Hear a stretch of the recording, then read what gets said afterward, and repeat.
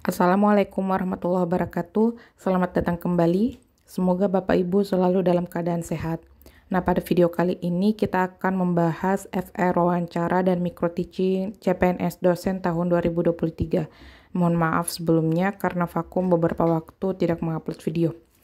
Nah, mari kita menyimak. Semoga bermanfaat untuk yang akan menjalani tes SKB dosen CPNS tahun 2024 ini. Baik, bismillah.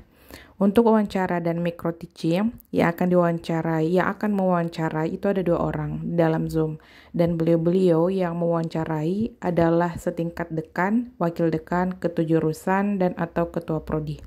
Nah, disclaimer dulu Bapak Ibu, pertanyaan wawancara dan micro teaching yang saya bahas di video ini adalah hasil wawancara saya dengan rekan-rekan dosen baru yang telah lolos CPNS tahun 2023 di instansi kami. Nah, bisa saja pertanyaan yang diajukan pada FR wawancara ini berbeda dengan pertanyaan wawancara pada instansi atau universitas yang lain. Baik, mari kita mulai. Pada SKB CPNS dosen tahun 2023, nah pertanyaan yang muncul yang diajukan di instansi kami itu yang pertama adalah pertanyaannya tentang background pendidikan mulai dari S1 sampai dengan S2. Nah, apakah jurusan kita linear dengan formasi yang didaftari? Jika linear, tolong jelaskan lebih jauh. Nah, silakan menghubungkan riset yang dilakukan pada saat menulis skripsi, tesis. Jika perlu, silakan hubungkan visi misi prodi tempat instansi yang akan didaftari dengan kaitannya riset yang sebelumnya telah dilakukan. Baik, melangkah pada pertanyaan selanjutnya. Pada wawancara ditanyakan tentang rencana studi. Nah, rencana studi yang dimaksud adalah kapan akan melanjutkan studi S3 jika sudah lolos menjadi CPNS. Karena seyogyanya, setiap instansi itu akan mendorong dosen-dosennya untuk segera melanjutkan studi. Nah, tapi silakan jabarkan secara rasional berapa tahun akan melanjutkan S3 dari sejak diterima menjadi PNS. Jangan juga menjadikan kelulusan ini sebagai batu loncatan saja, tapi hubungkan kepada riset jangka panjang dengan rencana S3 nantinya. Baik, kita melangkah pada pertanyaan selanjutnya, yaitu tentang kesiapan mengabdi.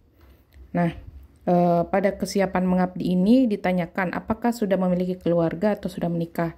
Jika sudah menikah, apakah siap meninggalkan suami, istri, anak ketika mengabdi? Nah, jika membawa mereka, apakah sudah siap juga dengan secara finansial? Nah, apakah nantinya jika sudah mengabdi lebih dari 10 tahun, apakah akan meminta pindah?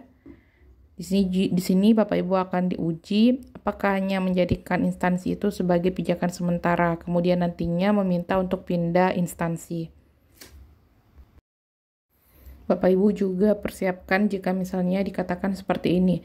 Nah, ada fenomena belakangan ini yang banyak terjadi pada CPNS dosen yang telah diterima.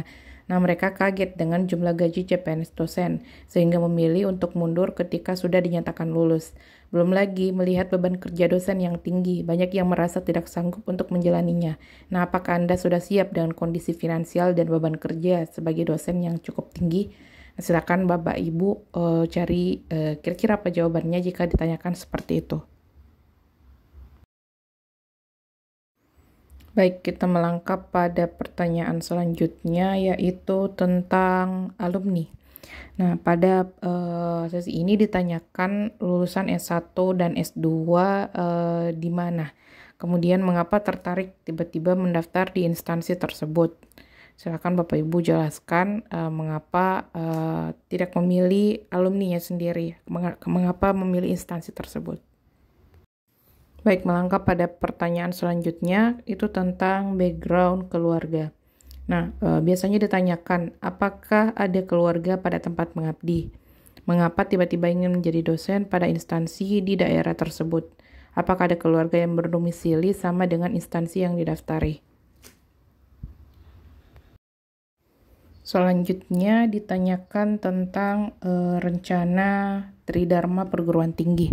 Nah, beberapa pertanyaan yang diajukan, penelitian yang ingin dilakukan saat mengabdi, ingin fokus pada kepakaran apa, kemudian ingin mengampu mata kuliah apa, pengetahuan tentang RPS dan perangkat pembelajaran. Nah, pada sesi wawancara ini kemungkinan ditanyakan rencana tridharma yang akan dilakukan pada saat mengabdi, mulai dari riset penelitian, PKM, dan mata kuliah yang ingin diampu. Pertanyaan ini bisa diarahkan pada linearitas riset yang telah dilakukan pada saat S1 ataupun S2. Pada tahap ini juga ditanyakan kepakaran. Nah, silakan diarahkan sesuai dengan kepakaran Bapak Ibu masing-masing berdasarkan titelnya, sesuai dengan riset S1 dan S2-nya. Nah, demikian pertanyaan pada sesi wawancara. Nah, kemudian kita beralih pada sesi micro-teaching. Untuk micro-teaching, pada instansi kami ada dosen yang mengajar selama 15 menit tanpa ada jeda ataupun interupsi pertanyaan dari penguji. Nah, ada juga yang mengajar hanya 10 menit, kemudian 5 menit sisanya digunakan untuk sesi tanya-jawab dengan penguji. Biasanya ditanyakan mengapa mengambil materi tersebut. Nah, untuk rekan dosen yang lolos pada CPNS tahun 2023 di instansi kami, pada saat mereka menjelaskan materi, itu mereka menggunakan bahasa Indonesia. Tetapi Bapak Ibu, sekali lagi, ini sangat fleksibel. Intinya, tunjukkan kemampuan terbaik Bapak Ibu. Sewaktu saya tes CPNS tahun 2021, saya micro-teaching full selama 20 menit menggunakan bahasa Inggris tanpa jeda ataupun pertanyaan dari penguji. Jadi silakan dikondisikan dengan kemampuan terbaik Bapak Ibu mau menggunakan bahasa Inggris ataupun bahasa Indonesia. Jika mengajar dengan bahasa Indonesia, maksimalkan. Jika mengajar dengan bahasa Inggris, maksimalkan juga. Satu lagi yang paling penting dari sesi wawancara dan micro-teaching adalah kesan pertama yang kita berikan kepada kedua penguji yang akan menjadi atasan kita nantinya. Nah, silakan tunjukkan attitude yang baik dan menghargai. Saran saya, jika selesai wawancara micro-teaching, pada saat closing statement, jangan hanya meyakinkan penguji untuk memilih kita, tetapi juga gunakan untuk mengucapkan terima kasih kepada kedua penguji. Karena hal tersebut menurut saya waktu itu cukup berkesan bagi kedua penguji.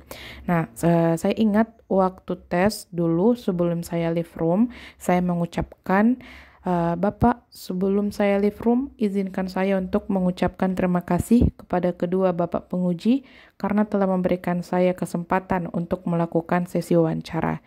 Semoga apa yang Bapak lakukan hari ini bisa bernilai pahala di sisi Tuhan. Sekali lagi terima kasih dan selamat siang. Nah, itu yang saya ucapkan kepada kedua Bapak penguji, dan raut wajah kedua beliau itu senyum ketika saya mengucapkan hal tersebut, dan beliau sempat mengacukan jempol juga. Jadi menurut saya hal itu lumayan berkesan. Jadi saya sarankan untuk melakukannya juga nanti. Baik, itu saja mungkin video kali ini yang bisa saya berikan dalam FR wawancara dan micro-teaching.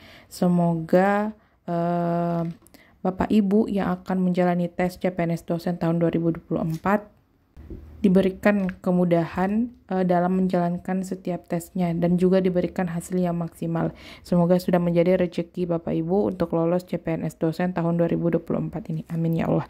Sampai jumpa di video selanjutnya. Assalamualaikum warahmatullahi wabarakatuh.